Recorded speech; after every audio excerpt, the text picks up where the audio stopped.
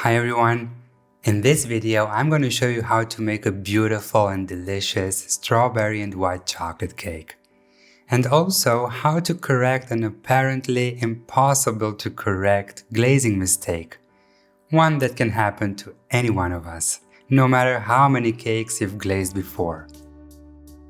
But before we get to that, let's make the actual cake. The red cocoa brownie base for this cake starts with 60 grams of cold mascarpone, to which I'm adding half a teaspoon of pure vanilla bean paste. I'm gonna link to it in the description below. And then I'm adding 60 grams of xylitol. Now take a soft silicone spatula and mix very well, until you have a very creamy consistency. Press and mix to evenly distribute the vanilla seeds throughout the mascarpone and also to start dissolving the xylitol. Now it's best if you switch to a whisk. I prefer to use one that's rather rigid for this task. Add 2 cold eggs and mix very well. The reason why I'm using cold eggs and mascarpone is because I don't want the brownie to rise in the oven. I want it dense and fudgy. After you have a homogeneous mixture, take the spatula again to scrape the sides and bottom of the bowl. This way, you make sure you won't have any streaks of white in your brownie. In a separate bowl, combine 40 grams of all-purpose flour, 20 grams of red cocoa powder, and a tiny pinch of salt. You can also sift the dry ingredients if you want to, but a tiny whisk saves you from this task. Add the dry ingredients to the wet and use the same rigid whisk to mix them into an even, shiny, reddish-brown batter that looks like this. And if you can't find red cocoa, use any Dutch processed cocoa powder you have. Then take the spatula again to scrape the sides and bottom of the bowl, make sure the batter is homogeneous, and then get the 16 cm silicone mold ready and pour it in. And if you don't have a silicone mold like this, use a regular springform pan, just grease it and line it with parchment paper. Now tap the mold against your work surface for a couple of times to get the big air bubbles out and bake the brownie for 20 minutes at 160 Celsius. Let it cool down to room temperature in the mold, and what you'll notice is that it shrinks. Then get it out by placing a serving platter on top of the mold and invert it. The reason why I'm doing this is because I want the even, softer surface of the brownie to be on the inside of the cake. So now flip the brownie on the platter and then get it back into the mold. And while I do this, I'd really appreciate it if you hit the subscribe button and give this video a thumbs up. Thank you. And now that the brownie is back in the mold, all you have to do is center it. Use a small palette knife for that or the back of a spoon. Then carefully place the mold on a platter so that you don't move the brownie, and then refrigerate it for at least an hour.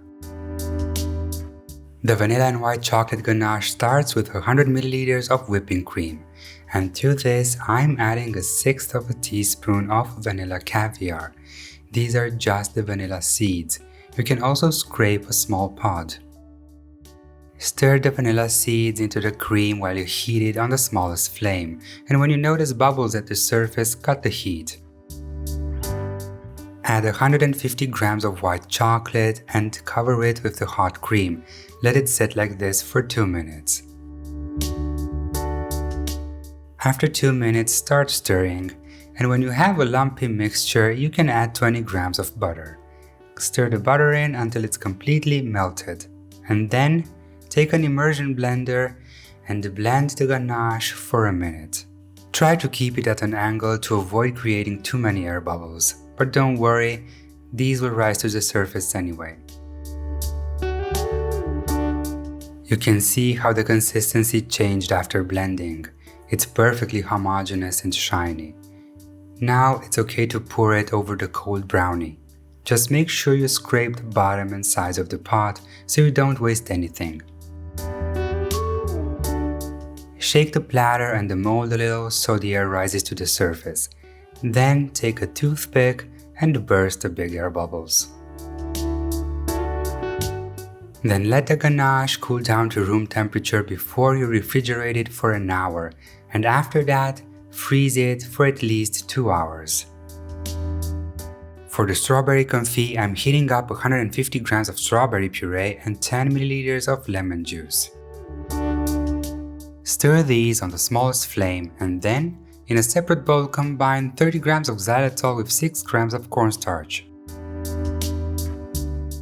Now add the dry ingredients to the lukewarm puree and stir constantly. At first it's gonna seem a little bit lumpy, but don't worry, as it heats up the lumps go away. When it starts boiling, keep stirring, 3 to 4 minutes until it's thickened. When your strawberry confit has this consistency, cut the heat and remove the pot from the stove. Let it sit for 2 minutes. Now take the mold out of the freezer and carefully pour the hot confit over the frozen ganache. Try to pour it in a thin, even layer so you can spread it easily. Shake the platter to start leveling the confit and then tilt it and tap it against the work surface so it covers the ganache entirely. When you have a somewhat even surface, take a toothpick and pop the bigger air bubbles. I like to level the surface again with a small offset spatula. Now freeze the inserts for at least 6 hours. My strawberry namelaka starts with 3 gelatin sheets hydrated in ice cold water. Set the gelatin aside and let it sit. While the gelatin hydrates, we can move on to the chocolate. 240 grams of white chocolate, gradually melted in the microwave. Keep the intervals short, 5 to 10 seconds at most, or you risk burning the chocolate.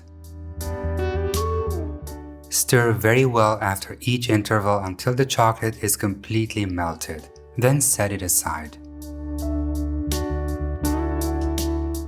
Now heat 120 grams of strawberry puree with 5 milliliters of lemon juice to a gentle simmer. As soon as you notice bubbles, cut the heat and keep stirring for a minute or so. Then let the puree sit for another minute before you add the hydrated gelatin sheets. Squeeze out the excess water from the gelatin leaves and stir them into the puree. The color deepens a bit and the puree becomes very glossy. Now pour the hot puree over the warm white chocolate. Start stirring gently to incorporate the puree into the white chocolate. You'll obtain this beautiful pink mixture. To make the namelaka super smooth, blend this mixture on low speed for a minute. As you blend, you'll notice that the chocolate becomes shinier and shinier. After about a minute, with the blender going, add 240 milliliters of very cold whipping cream and keep blending like this for another minute on low speed. And after this time has passed, set the blender aside briefly while you take a silicone spatula to scrape the sides and bottom of the bowl.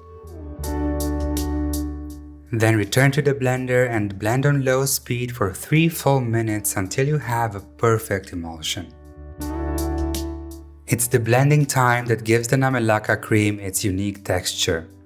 Now take the spatula again, scrape the sides and bottom of the bowl to make sure it's homogeneous and set it aside for a minute. Take the inserts out of the freezer and place a larger silicone mold, this time with a diameter of 18 centimeters on the platter. Pour this beautiful strawberry namelaka into the larger silicone mold. Make sure you scrape the bowl so you don't waste anything. Run the spatula between the bottom and the sides of the mold to make sure there's no trapped air. And then it's time to do the toothpick thing again. Just pop the bigger air bubbles and you're good to go. I'm wearing disposable rubber gloves because the ganache and the confit are very soft, and as I take them out of the mold, they already start to melt a bit. Now very carefully and with a steady hand, place the frozen inserts with the confit facing downwards in the middle of the Namelaka. Slowly and steadily press and turn the insert into the cream. The ganache and the Namelaka should be at the same level. Because the ganache melted a little while it sat at room temperature, it stuck to the silicone, so I'm just running the finger against it to smoothen it. Now freeze the entremet for at least 8 hours.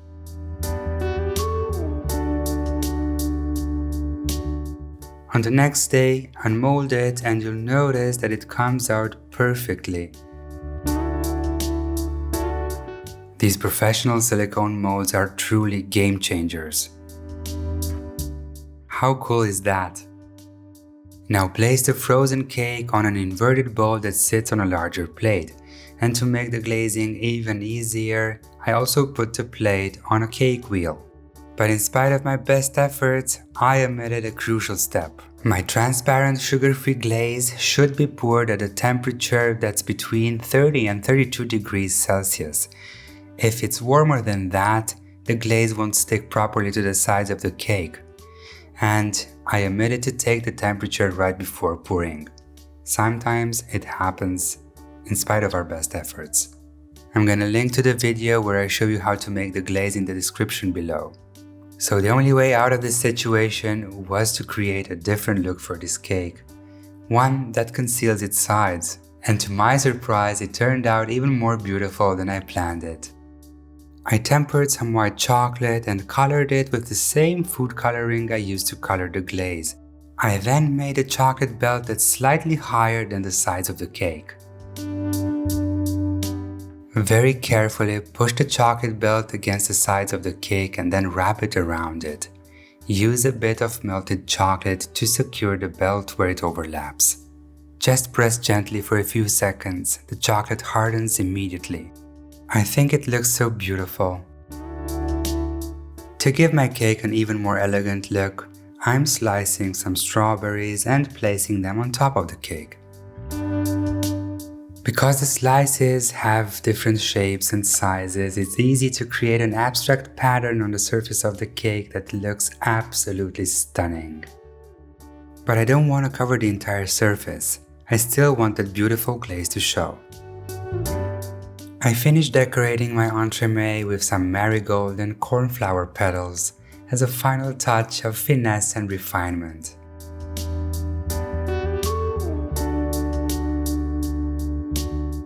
This cake is not only beautiful, it's also delicious, so I really encourage you to give it a try.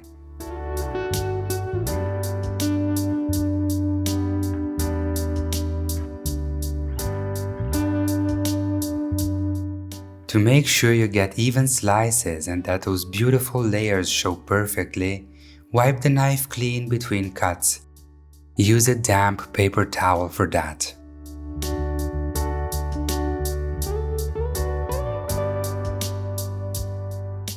I mean, look at that slice. Yes, there's a lot of work and effort going into making an entremet like this, but it's totally worth it. If you like this video, subscribe if you haven't done so already, give it a thumbs up, and let me know in the comments below what you'd like to see next. Until next time, dessert lovers.